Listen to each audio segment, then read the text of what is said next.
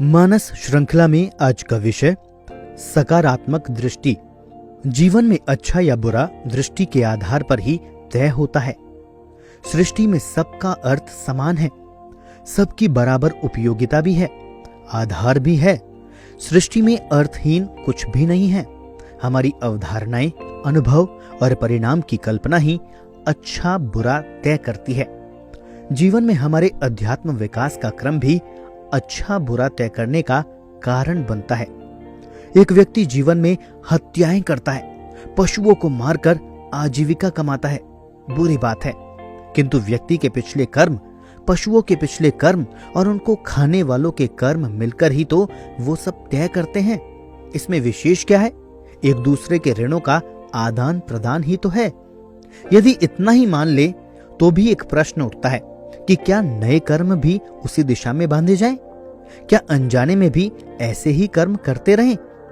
जीवन में ज्ञान की भूमिका, ज्ञान युक्त कर्म की भूमिका और जीवन को लक्षित करने का महत्व तभी समझ में आता है। और इसके बाद क्यों विधायक भाव महत्वपूर्ण है? सकारात्मक दृष्टि की भूमिका जीवन में कैसे बदलती है? नकारात्मक से बचने की जरूरत क्या है? आदि प्रश्न स्वतः हल हो जाते हैं। हमारे साथ सत, रज और तम जुड़े हुए हैं।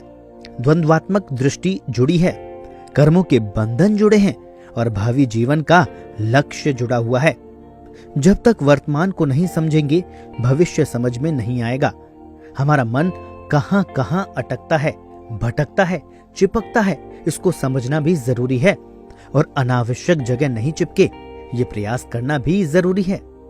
इसका सरलतम उपाय है सकारात्मक दृष्टि।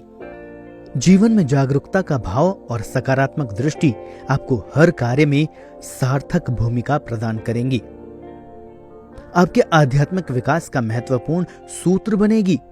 शारीरिक, बौद्धिक अथवा मानसिक धरातल पर सकारात्मकता का भाव वास्तविक धरातल से भी जोड़े रखेगा, साथ ही नकारात्मक भूमिका से भी बचाएगा।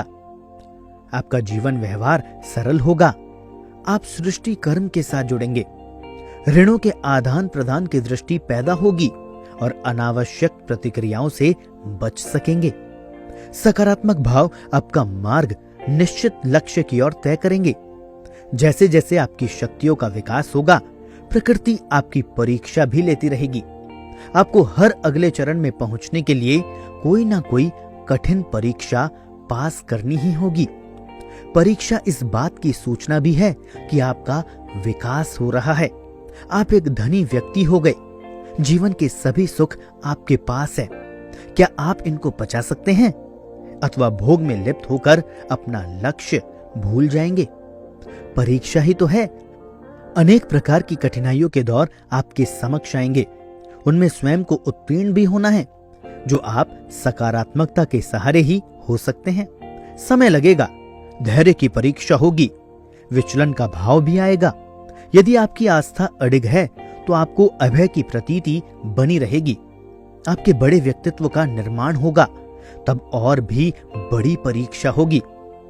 सकारात्मक दृष्टिकोण मूलतः भावों पर आधारित होता है। बुद्धि भी उसी क्रम में कार्य करने लगती है। अनावश्यक शारीरिक क्रियाएं भी रुक जाती है। गंभीरता और निर्मलता का अद्भुत संगम होता है। यही दृष्टि आगे चलकर अद्वैत की भूमिका में ले जाती है। एक साधु कहता है कि मैं चरस इसलिए पीता हूं कि इससे मेरी एकाग्रता बढ़ती है। मैं स्वयं को शिव की टोली के साथ देख सकता हूं।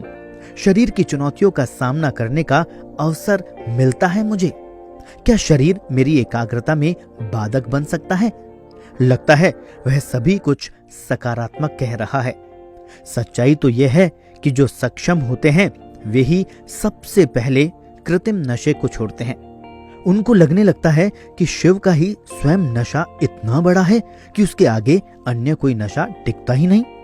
शरीर का नशा भी उतर जाता है। बुद्धि अहम विहीन सात्विक रूप ले लेती है।